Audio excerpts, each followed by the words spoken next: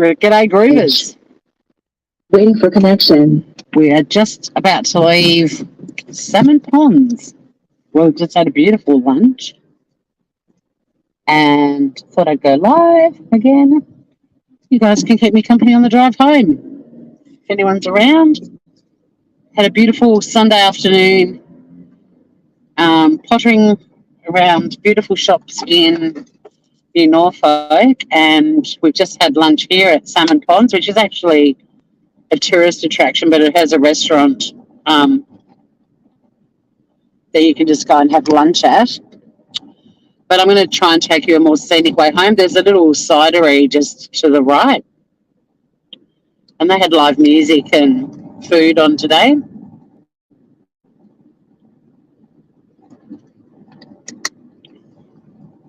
See if anyone's around, wants to hang out in the Valley of Love. I'll definitely bring you guys back up here in autumn, because when all the trees change colour, it is so pretty. And if we were turning left up here instead of going right, there's a stretch of road that's just got trees, poplar trees. Mel Mac, hello.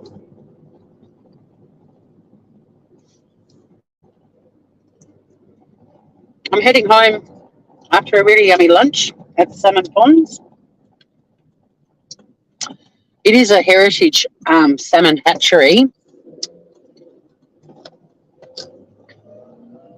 So it's actually a tourist attraction, but they have a yummy little restaurant too, where we just had lunch and we had savoury pancakes with salmon in them. So yummy. How are you doing? Just a bit of Tassie scenery. What did I eat? Well, we had, there were 7 of us. 5 people had the salmon and camembert crepes. And then myself and my friend Andrew had salmon, semi-dried tomato, spinach and cheese crepes. Now, bloody delicious. Now I'm rummaging for my lip balm.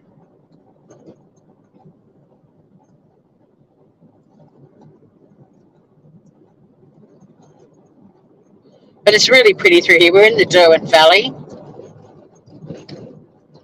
And we were in a little town called New Norfolk, so we're going to drive past shortly. And it's full of really gorgeous homeware shops, stationery shops, antiques, little retro op shops, and we only went to about 7, I think. But there's dozens and dozens. No, I didn't snap a picture of the crepes.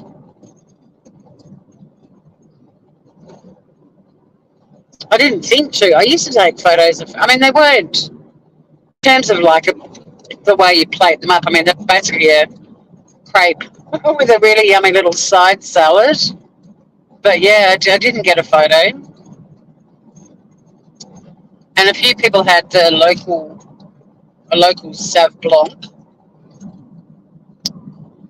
But I actually had an elderflower wine, which is a non-alcoholic, yummy, Tassie thing.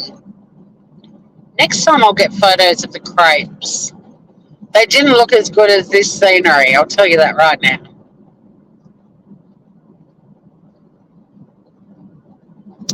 But another gorgeous winter's day in Tasmania. It's only 12 degrees Celsius, but the sun's out. But everyone was keen to sort of head off and get home. Get the heating on, you know, the Sunday afternoon, regrouping, getting ready for work tomorrow. I'm probably going to go live and cook tonight, because the Andrew that had the same lunch as me sent me the he reckons it's his favourite recipe at the moment. It's a Parmesan chicken thing with potatoes and sounds absolutely delicious. And I'm going to make it. It's just whether I can be bothered setting up the kitchen to film everything or not. But if I can, I'll go live because that'll be a perfect meal for the next few nights. So I'll probably have it for dinner again tomorrow night and then leftovers on Tuesday for lunch, and I'll take a little salad with me to have with it. And they were thin. Well, they weren't paper thin crepes. They actually called them pancakes. So they were more like a pancake rolled with savoury. I mean, you could have sweet ones too, but we were there for lunch, so we had savoury ones. But yeah, they were thicker than a crepe, more like a pancake. They were really, really good. Mine, Andrew and I, because ours had cheddar cheese, we had all those yummy, crunchy bits of cheese. Whereas the guys that have the salmon and camembert, there's no crunchy. Food for me is all about texture, and I love crunchy cheese. They were so good, though.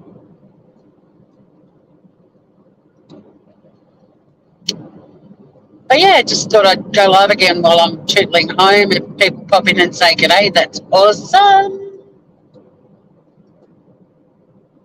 And I'm going back a different way too. The river is to the left of me, the Derwent River, which is the river where Hobart is as well. It's a pretty long river. So this is why it's called the Derwent Valley. But it's also colloquially known by Tasmanians as the Valley of Love.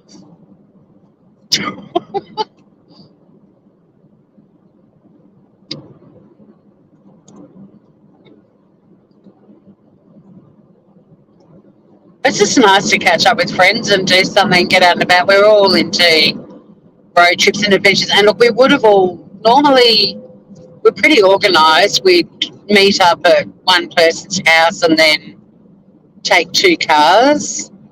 But I was actually meant to be going up the East Coast for lunch today, and the friend I was having lunch with, her husband tested positive for COVID this morning. They've just flown here.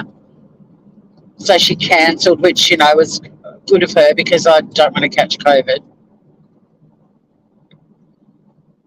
But I only found out when I was leaving the gym, so I didn't have time to have a shower, get dressed, and then head to one of their houses in town. So I just drove up myself.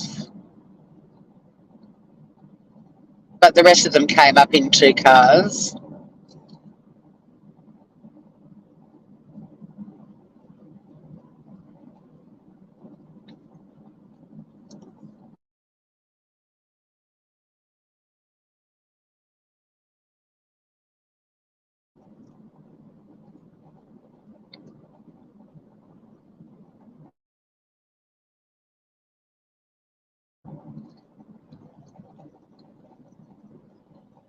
So we're in New Norfolk now, which is the little town where I caught up with everyone, and where we did some wandering around looking in shops and stuff. But we're not going to go into the town centre. And then there's a bridge here that goes over the Derwent River, and there's more of New Norfolk on the other side of the river.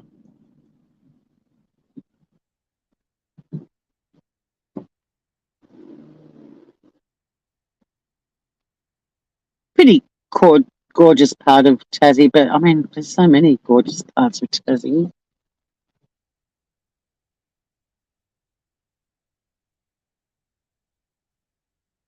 And I'm going to drive home through some little country towns. I'm not going to go the way I came out here. So if anyone does join me who was with me this morning, there'll be some fresh scenery for you. What's going on with my bracket? I might have to move it. I mean, not while I'm driving, but it's a cute little church up here on the right, little sandstone church. What have you been up to, Mel? How's your weekend been travelling?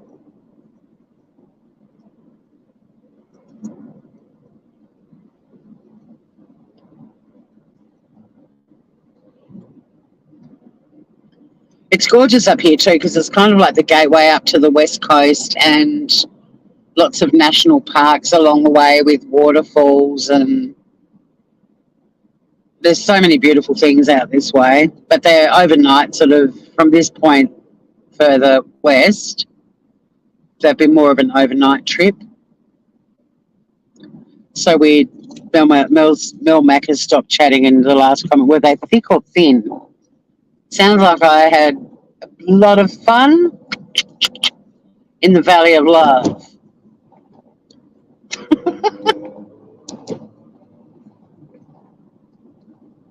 It's very pretty through here. There are like lots of oast houses, gorgeous old homes, little bogans walking along the footpath. We've got it all here. Oh God, hot and humid, staying in with the aircon on. Yeah. It's definitely not hot here or humid. But it's sunny.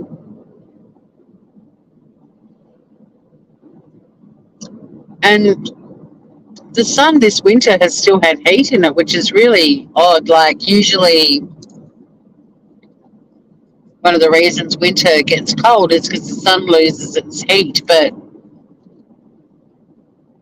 mean, there's a chick there just mowing the lawns in a cotton shirt, you know, like it's not, I mean, it's 12 degrees, but it's, the sun makes it feel warmer than it is. Yeah, it's pretty gorgeous part of the island, something different. It's going to take me like 5 minutes longer to go the way I'm going, but the way I came in was not dissimilar to when I drive to work, except that we didn't go over the bridge, we turned right and then kind of did the main highway out here, which was a bit. It's 2:30 p.m.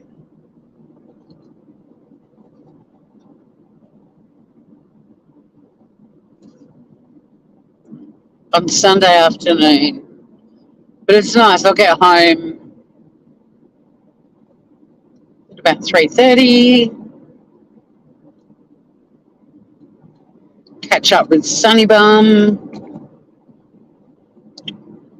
and yeah, I'm not sure if I'm going to go live cooking. I might just film it and edit it and put a little video up.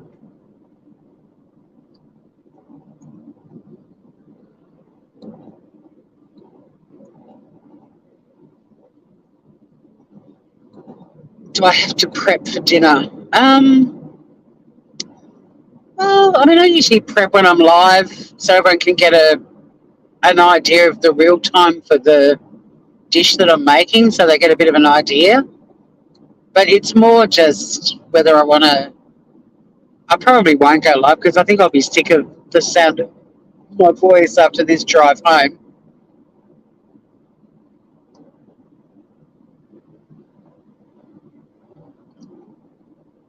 I had a few things I was going to cook on YouTube this weekend, but the thing is, I'm not going to bypass catching up with people to do YouTube, so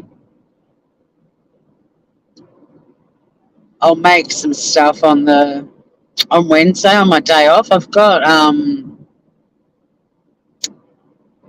trying to think of the recipes that I've marked off. I'm going to do a soup, but I can't for the life of me remember what it is. I'm going to do Indo-Anglo eggs, which is it's an egg curry that you serve on rice.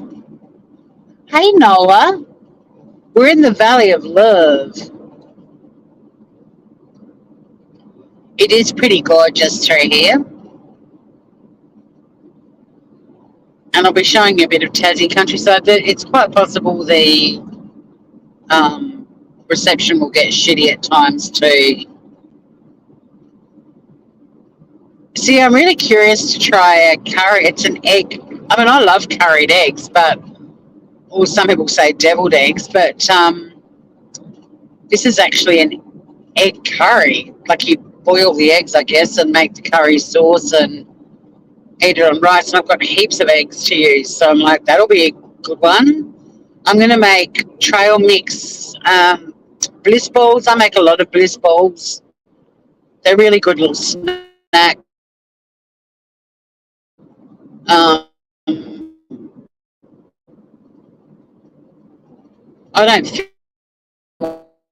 morning, but if I make one of my little herbal teas and have a little bliss, and being a trail mix one, it's got lots of seeds and fruits and stuff in it. So I was going to make those. I still want to make the 1 mug chocolate pudding in the air fryer.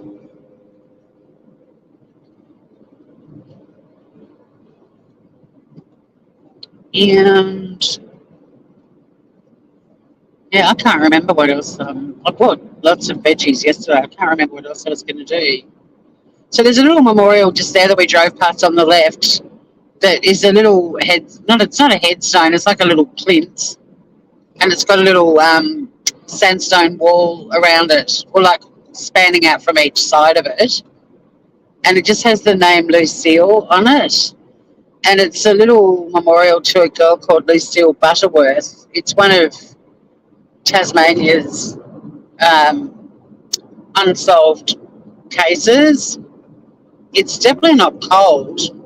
They haven't given up on trying to find Lucille and find out what happened to her, but that was the last place she was seen.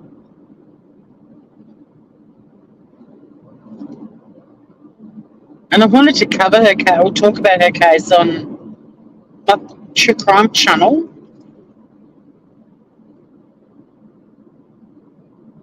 And now that I've driven past her little memorial, I think I'll definitely... It's reminded me to do it.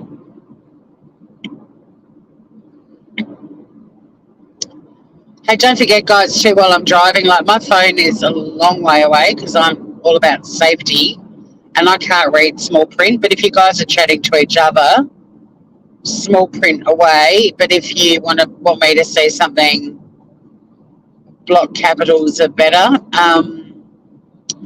And obviously also if you post something for me and I don't respond, it's probably because I'm focusing. You've heard of Lucille's? So I just leant forward and read that because we're tootling along behind a truck loaded up with firewood at the moment.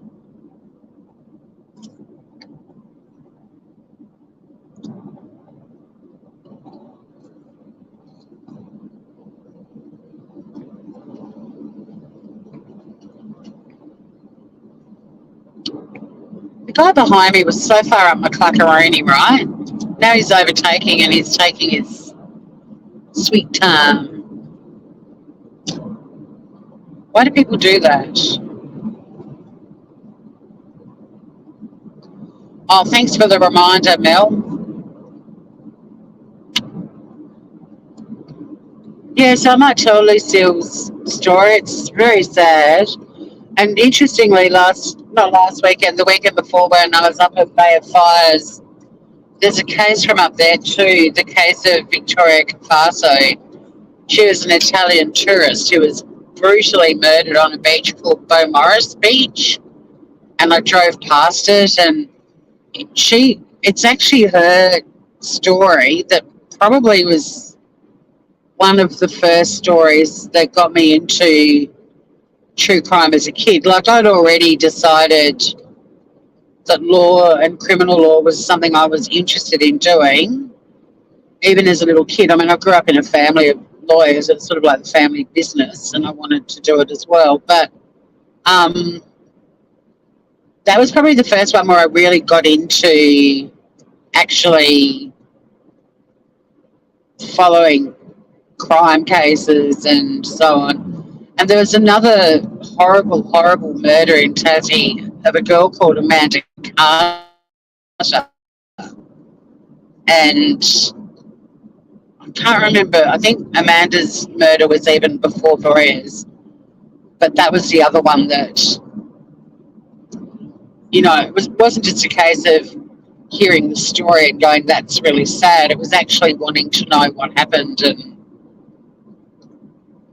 then opened up the entire true crime world. But my dad was also a criminal barrister, so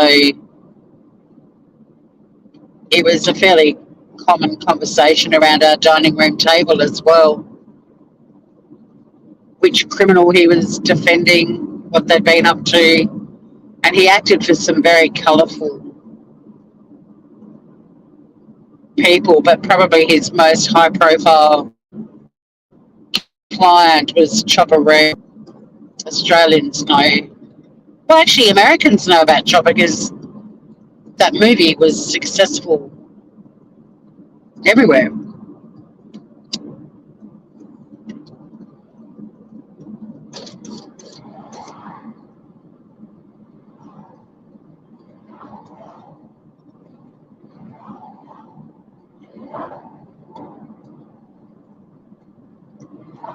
You guys have to remind me because Dad was Chopper Read's best man when Chopper got married in prison to Mary Ann. And my dad was a pretty stoic, tough kind of dude. But he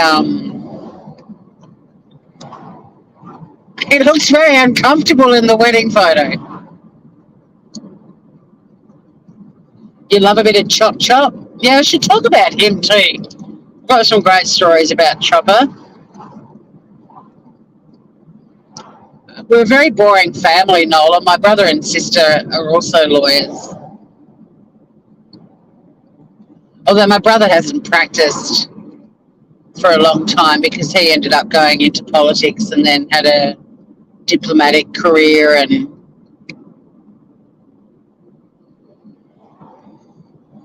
I mean, there was a time where all three of us had no desire to do law and we all ended up doing it. But my whole family, like my grandfather, how many of my cousins? 1, 2, 3, 4 cousins.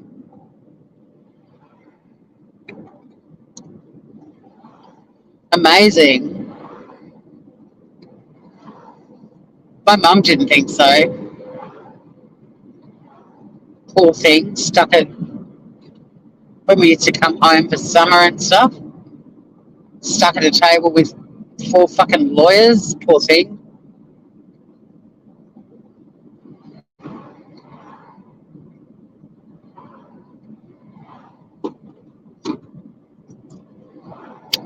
But yeah, I've got some juicy Chopper Read stories.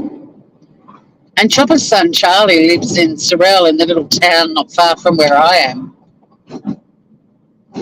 with his mum.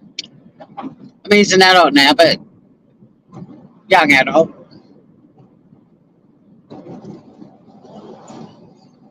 But I've never bumped into them. I'd love to, though.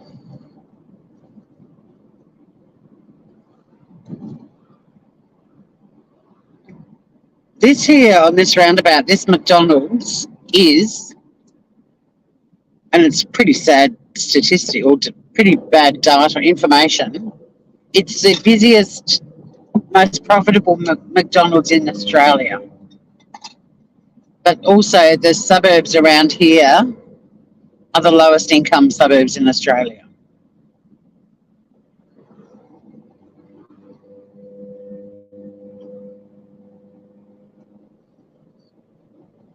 Now, I'm not a huge Macca's fan at all, quite anti it, but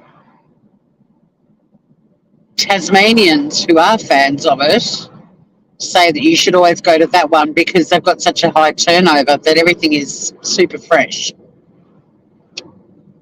They don't have stuff sitting in a bain-marie for hours on end. It's all freshly cooked.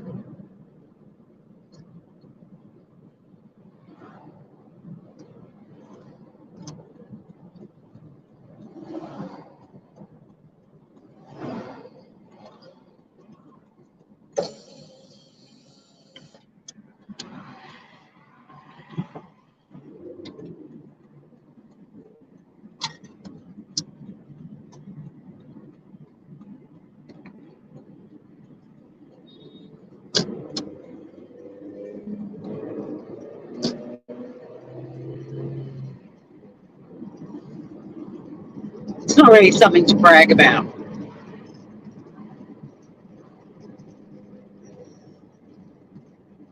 Plenty of diabetes in Taz. Yeah, there's a lot of problems in Tassie. I'm not taking you to that McDonald's. It's a long way from where I live.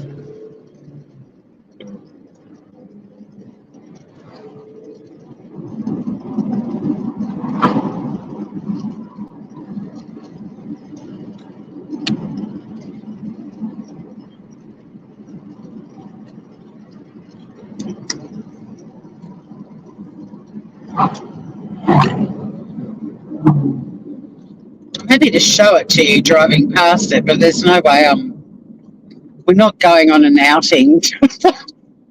I'll probably get my head punched in.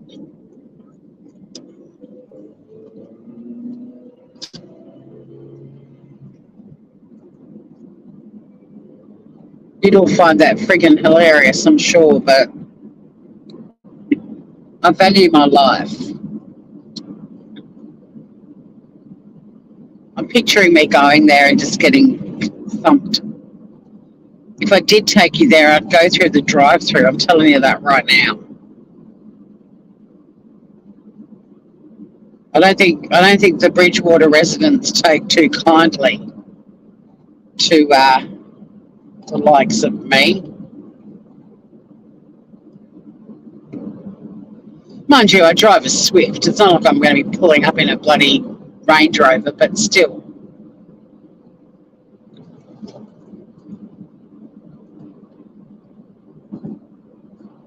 I can think of better outings. Like taking you to Australia's most profitable McDonald's. It's not really a fact that we brag about. We hang our heads in shame.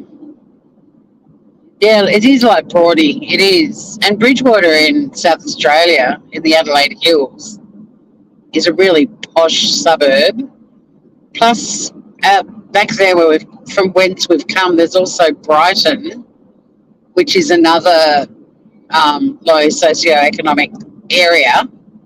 But Brighton's in other parts of the country are generally beachside, wealthy suburbs.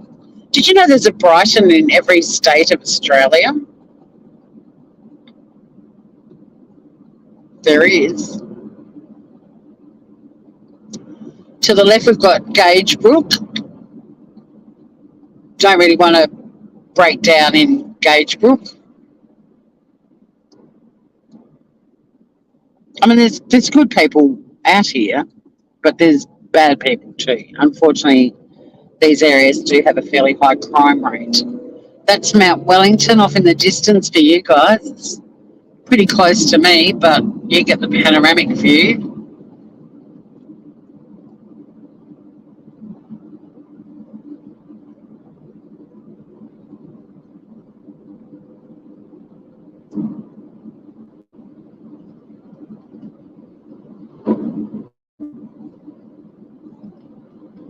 But basically, they're all the northern suburbs that we've just driven through.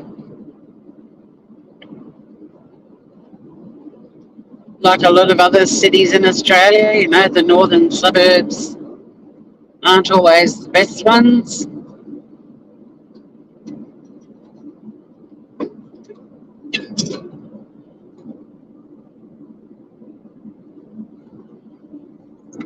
And yeah, not everyone out this way is bad, but unfortunately there's a high rate of unemployment, and as a result there's a high rate of crime. You didn't know there was a Brighton in every state. There is.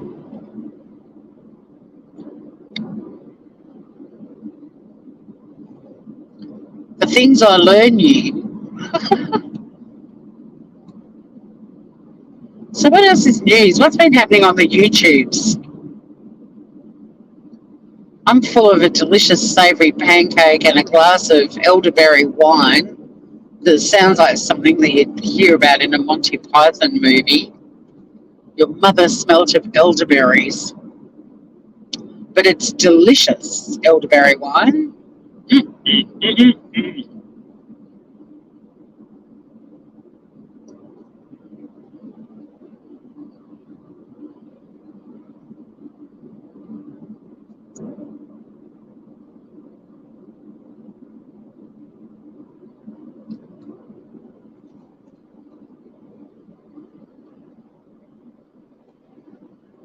What other things can I point out along the way? Well, it's just scenic, right? We're now in the suburb of Old Beach, which is a higher income suburb. It's so typical of Australia, isn't it? You know, like you can literally drive a kilometre and be in a completely different area. So this is lots of McMansions and up on the hill to the left, which you can't see, but amazing views of the river and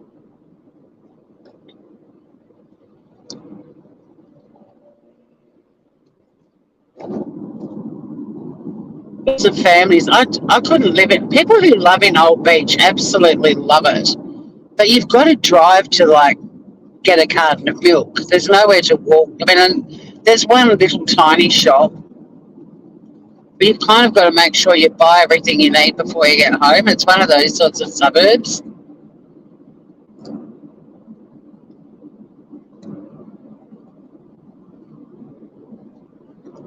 I think Mel Mac's saying good night. If I've covered who? It's a bit windy along here, so I'm kind of just glancing, but I saw, you're not sure if I've covered someone. Who be that?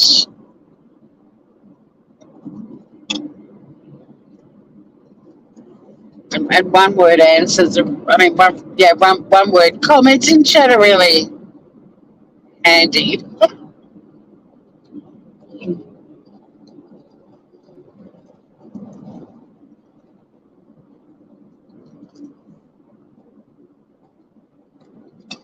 Armchair? Yeah, no, I've covered him. I was on his panel once, defending my friend who he was doxing. I went on his bloody panel. He never, rarely has someone up on panel with him. It was 7 o'clock in the morning here. I hadn't brushed my hair or my teeth. I was braless.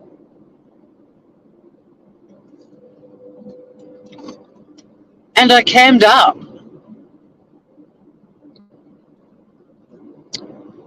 But no, I've covered him a bit. I'm covering the lawsuit. I covered him on Small taking us into the bathroom while he went to the toilet and then ran a shower. I've done a duet with him on Small, not that he invited me to, but he recorded the one part of a duet and I did the other half and made it sound as bad as I could. But I started moving. There's probably a lot of Armchair Detective stuff still on this channel that I started moving over to Smooth Criminal, but every time I do it, it uploads and then his rabid followers find me and think it's something that I'm just talking about now, and I'm not. But I want to get all my true crime stuff from this channel over to the other one, but you have to publish it. And so when I publish it, it opens up and attracts his supporters, and they're absolutely Feral. Did you see me on his panel? I'm so bummed because I found the live of his, and I had it all good to go on my laptop, my other laptop, before it blew up. So I'm going to have to go through the same process again. But what I did was I went to. Does anyone want a donut? Oh, that's the Sprinkles van. Their donuts are so yummy.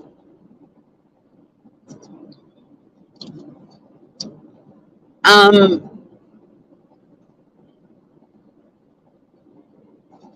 was I saying? Let's go this way.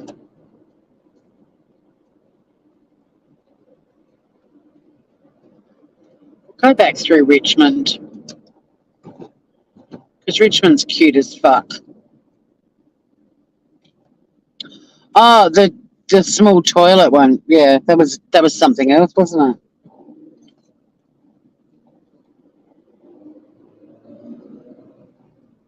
But yeah, so I found the live of me on his panel, and I was going to play it on Sleuths and Smooth Criminals, because initially I did all my true crime on this channel. I did all my cooking on this channel. I did all my Tasmania vlogging. Like, it was all on one channel. And then this one got run into an algorithm, and we're not picked up. Sorry, I ran into a cul-de-sac. I'm not picked up on the algorithm anymore on this channel. So I decided to start migrating all of the crime over to one channel, the cooking to another. But this is my monetized channel, and I still like doing stuff on it. Not so I get money, but this channel was doing really well until it got shoved in the cul-de-sac of no algorithm. But yeah, I'm going to have to go through it was easy to find, because what I did was I went through my emails and I found the email from Bubbles. Because I was in his chat going, "You're lying." I didn't say you're lying. I said, "You're wrong. It's not her. Stop doxing an innocent woman, man." And then he's like, "Oh, Traces of Nuts is it?" That was my channel name at the time. Traces of Nuts is in the chat saying, "We've got the wrong person. Will you come up on panel and prove to me that this is the case?" Email Bubbles. So I had to email fucking Bubbles to get the link to go up. But so to find his live, I went back, found the Bubbles email, looked at the date, and then I went to a website where you can actually see the date of everyone's videos on YouTube. And I found it and downloaded it, and it was not long before my old laptop blew up. So I shall have to go through that process again, unfortunately.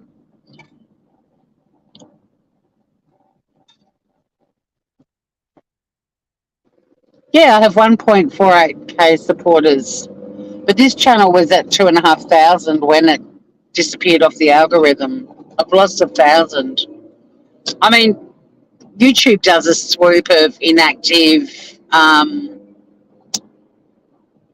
channels and subscribers and stuff, and trolls come and go and all of that sort of stuff. But yeah, I lost 1,000.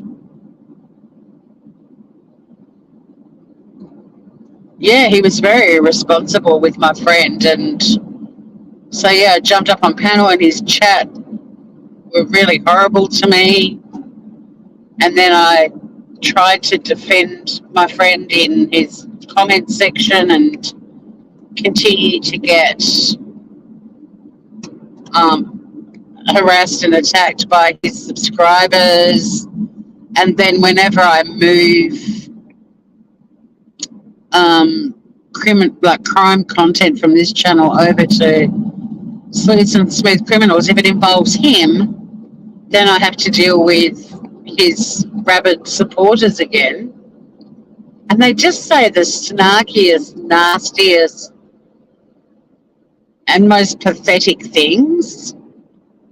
And I always try to respond with comedy. I try to do the James Blunt reacting to horrible tweets style, but some of them I actually try to engage in a discussion, and they just write really nasty shit, and then they don't come back and continue the conversation, and it's like, well, you're fucked, like I'm actually probably going to be fairer with you than most people on YouTube, because I'm interested in having discussions with different points of view. But if you come into my comments section and just write scathing, nasty shit about me, and then I invite you to have a conversation with me and you don't come back, well, it shows how fucking one-sided they are, right? And I'm never planning on convincing them that they're wrong or anything like that. I just want them to have a respectful discussion. But it's got to the point with them now that I just write some sort of smart-ass one-liner back at them, and that's another thing I lost on my laptop when it blew up. Unfortunately, it hadn't saved to the cloud, but I had a folder of screenshots of some of the things that his supporters have said in my comment section. And seriously, like, absolutely rabid, aggressive, nasty comments.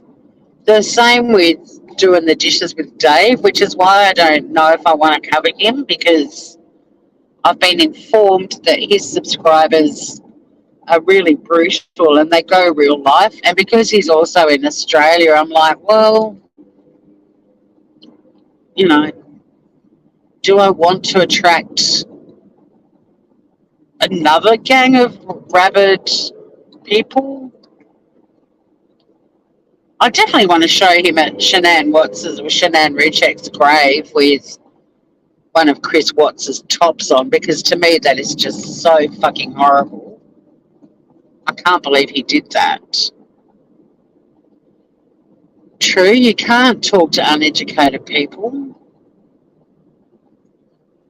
I always try to, though. I think the lawyer in me, it's like, and you guys know I like to play devil's avocado and argue the other side, even if I don't believe it. And I'm interested in other people's points of view and perspectives. But yeah, it's like the people that come into your chat and just start blasting you and they don't even say hi to anyone. It's like, fuck you. Like, if you rocked up to a party I was having at my house and you just walked in and started yelling obscenities at everyone, we'd kick you out, But I try to engage with people, even if they have very different viewpoints to me, because that's how I've lived my life. That's how I've learned shit. That's how I've become a better person.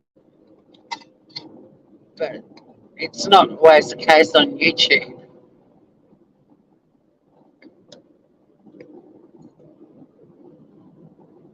Especially when you write like a really nice, considered response to someone, and they don't even have the decency to come back and continue discussing it with you. Like, they're just arrogant, aggressive, nasty assholes.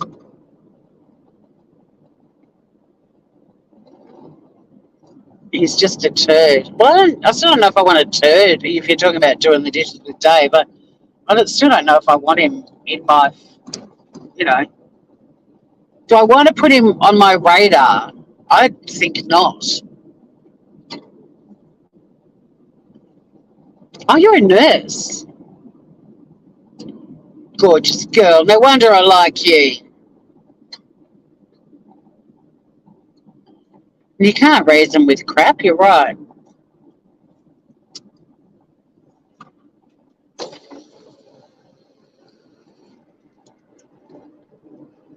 But the AD supporters are so aggressively protective of him.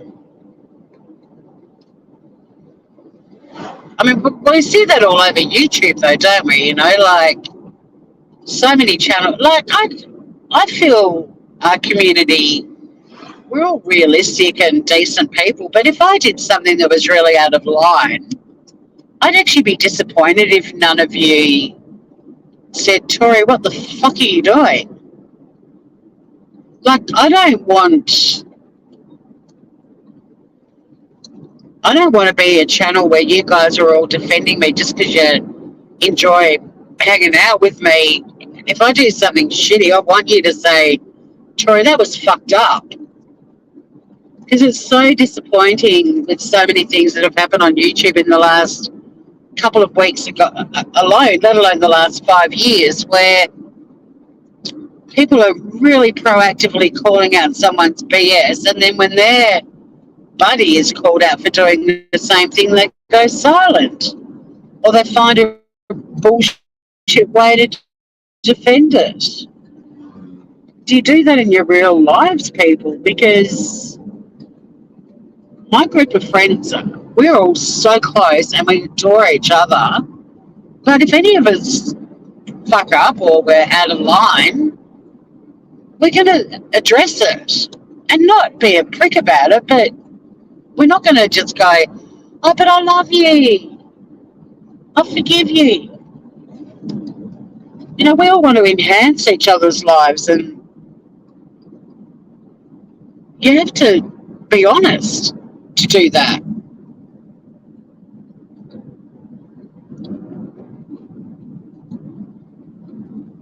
Yes, the keyboard warriors. They're also fucking tough, aren't they, behind a bloody avatar with a little keyboard.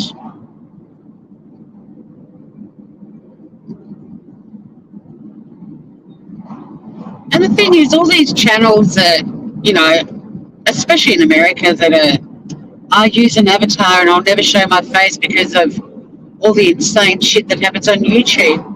Like, I do understand that, but I also think more power to the people who came up, because you guys can see my face.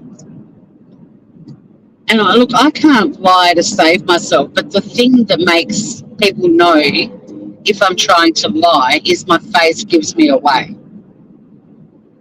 So if I'm tackling tough issues on, you know, on my channel about our community, I want you guys to be able to see my face so that you can see I'm sincere in what I'm saying. Me too, Nola. It's the psychology of YouTube. Like, if I had my time over again, I definitely would look at writing a thesis on the psychology of YouTube and all social media platforms. I mean, there are already people that write about it, but as observers, my goodness me, it's like so many things that happen in the real world are just irrelevant on YouTube. Yet people call YouTube a community, and yet all the shit that happens in real life communities, not all of it, but a lot of it, just doesn't happen.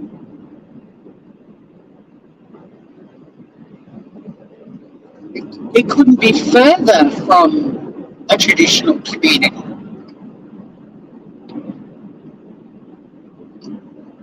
But probably like you too, Nola, I mean, that's one of the reasons why I enjoy the platform, because it's constantly making me think.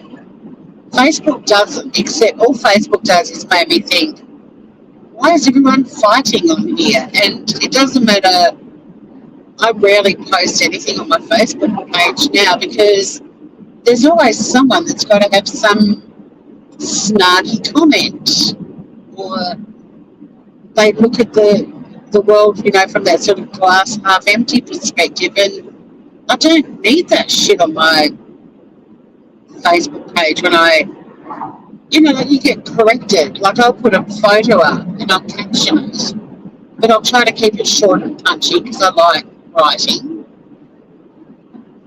And then people come on and go, you forgot to mention da-da-da-da and ba-da-da-da and ba-da-da-da. And it's like, you forgot to take into account and try to write a one-liner that will make people smile or laugh even. Like, I do not have the time or the interest or the characters to write something that covers every possible fucking scenario. Like, there's so much nitpicking on Facebook. I can't leave Facebook because I created a child-free community on there in the early 2000s, and it's got Well, there's two communities, and in total there's 20,000 members.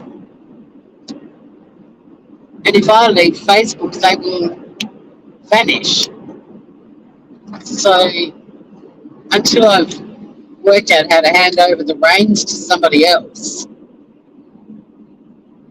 and I still actively participate in that and moderate it, and I'm very close with the mods. I've got a really small group of mods that have been together the whole time, and I also use Facebook for the local community page because our local community page is awesome.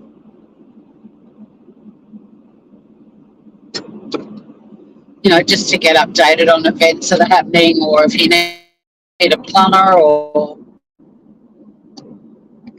where you can buy fresh fruit and veggies, that sort of shit. Like, I can't imagine not having access to that. It's just like the best local directory imaginable. But that's pretty much. I do have a couple of pet groups as well that are always fun. But other than that, my actual wall, I rarely post something, and if I do, it's just a memory that I feel sentimental about, so I share that again. But even that, you know, like people don't realise, even though it says it's a fucking memory from 4 years ago, they think it's something that's happened to you that day, and it's like, for God's sake, read it. It says memory from 4 years ago. So this is the gorgeous little town of Richmond. We're getting closer to my hood. This town is famous for having one of Australia's oldest bridges and Australia's oldest Catholic church. But it's also a great little tourist town because we're only about 15 minutes away from, like, Hobart's behind us. But it only takes like 15 minutes, 20 minutes to get here. And it's got all these cute little convict-built stone cottages, cafes, wine centres, shops, art studios. On the left is a maze, which I really want to go live and go through the maze. The Pooseum on the right, it's terrible, but it's a museum about animal poo. Lots of little antique shops, great little pubs. It's very quaint. And yeah, a lot of the coaches off, like, bring passengers from the cruise ships and stuff out here. It's got a great bakery.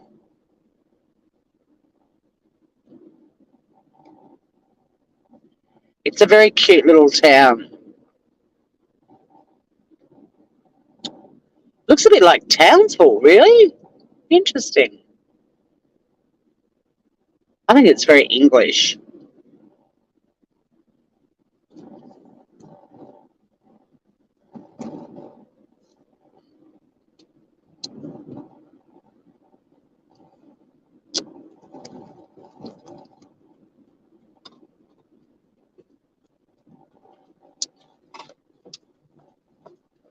So this is the Richmond Bridge. And it's absolutely gorgeous. You can go down to the river and there's little ducks and you can feed the ducks. And it's a little sort of family picnic kind of location. Families are like, let's go to Richmond and picnic on the riverbank and feed the ducks. I haven't been that far up in Queensland. I mean, I've been to Cape Trib. That's the furthest I've been. Port Douglas.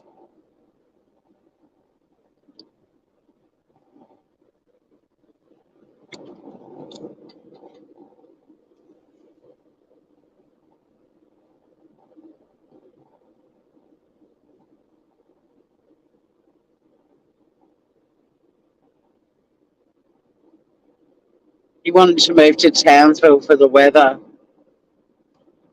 It's funny though, today at lunch there were two people that have moved to Tassie from Queensland, and they're both from Brisbane, and it was the humidity that made them want to get the fuck out of Queensland. I can only imagine that Townsville would be even more humid. See, Tassie's a dry climate. We've had a couple of summer days where it's been a little bit humid, and everyone's like, "Oh no, Tassie's getting humid. Boo, boo hiss."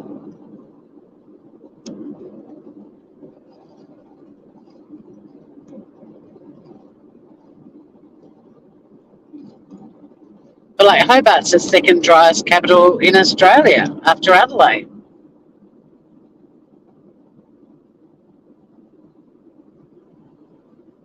Lots of crime, kid crime. What, kids committing crimes because there's nothing else for them to do, or crimes against kids?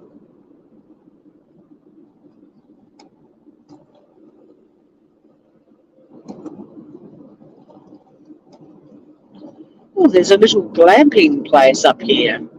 Didn't know that.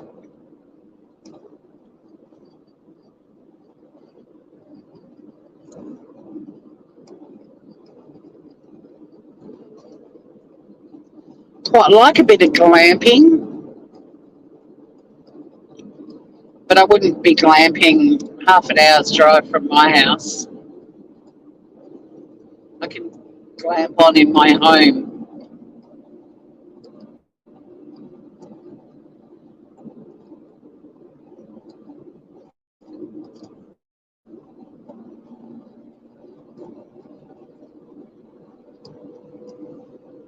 Didn't know that either. The farm we're just driving past, the farm on the left is called Echidna Hill.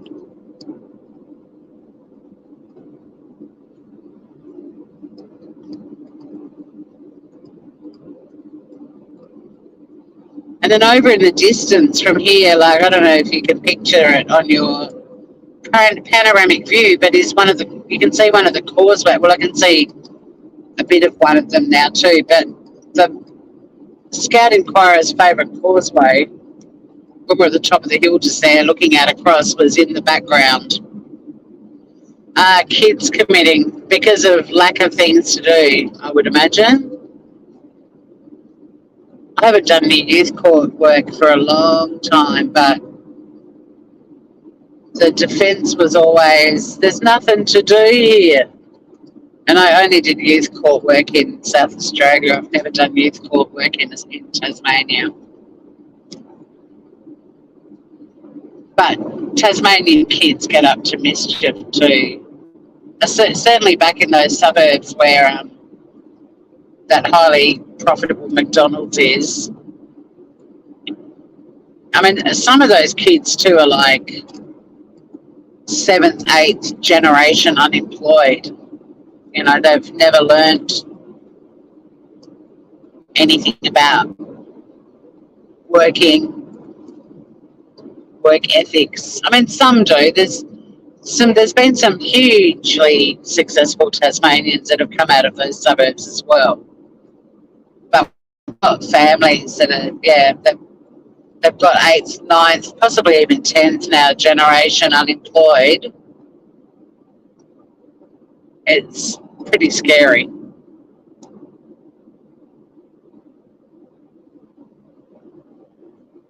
Lots of kids and knife crimes in Melbourne. Jesus.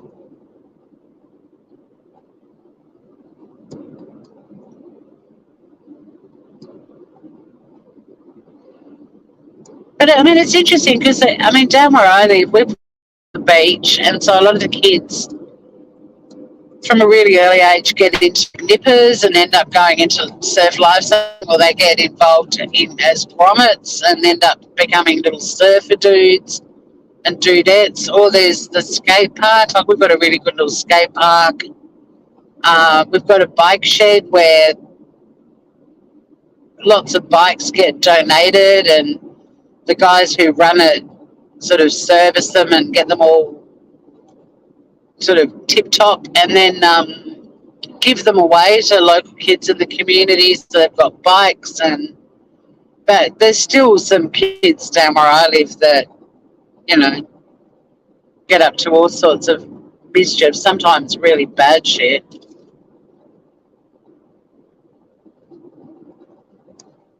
Because they're bored, and it's just like, well, fuck.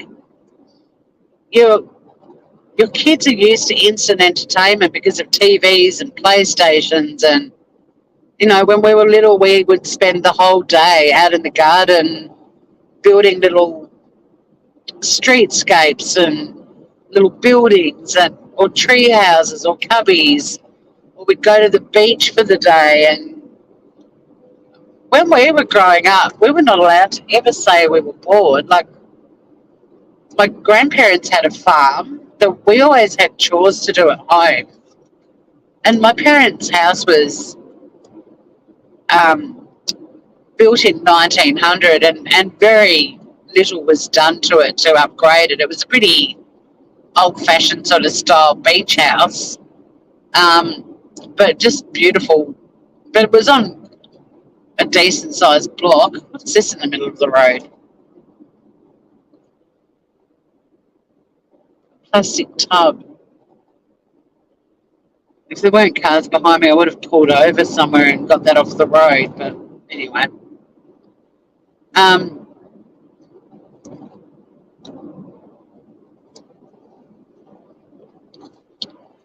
Yeah, we just weren't allowed to ever say we were bored because there was always something that we could do.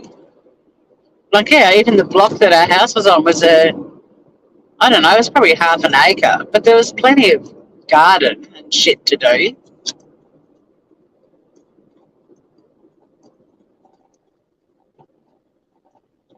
But kids these days, you know, so many of them have never been taught to read. They've never been gifted the love of reading.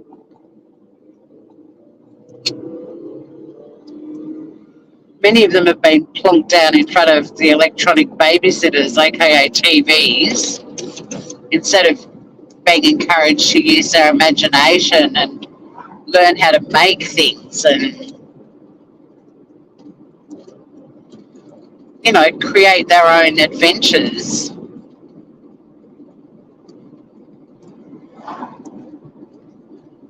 And now they go out and commit crime and turn into little vandals, and their excuse for it is that they're bored. Yeah, we were the same. My mum was the same. You know, there was always housework to do, gardening to do, animals that needed to be fed or washed or brushed. We all had our own little veggie plots where we'd grow shit, and, you know, they always needed TLC and weeding, and I mean, even, you know, like learning some crafts and learning how to mend our clothing. I used to sit in the kitchen with my mum and at both of my grandma's houses and watch them cooking and learn how to cook.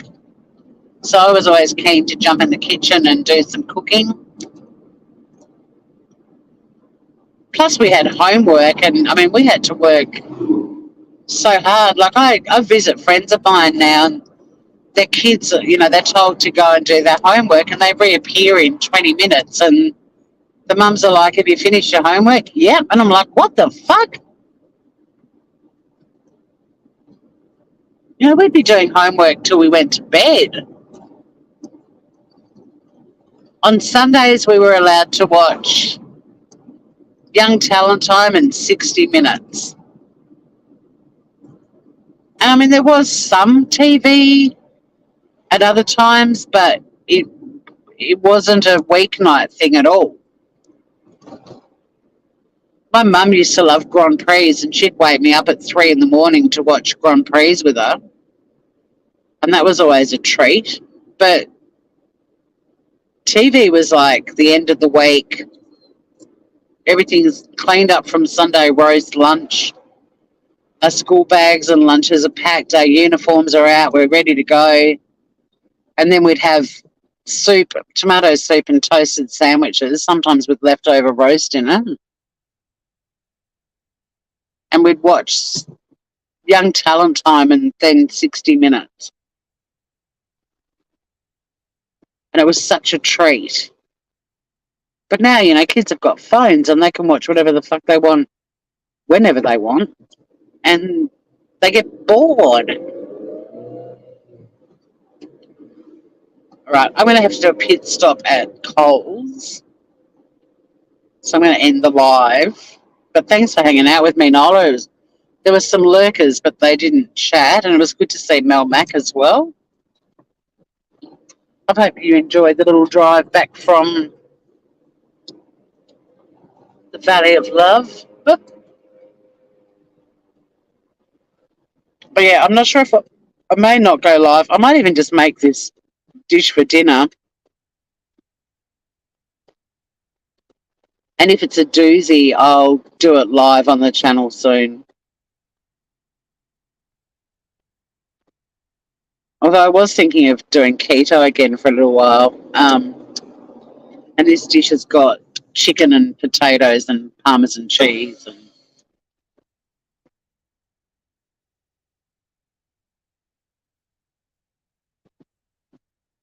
We didn't have Lost in Space. Well, we did get it at some point. There were shows that I watched as a kid, but it wasn't like an everyday thing. But we used to watch The Goodies,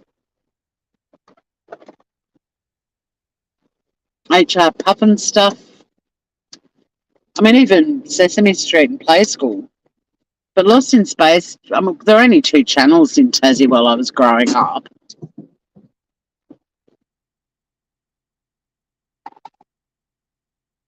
Thanks for hanging out with me, Nola. I'm sure I'll see you again at some point. But yeah, I'm thinking I might just head home and hang out with Sunny Bum and cook dinner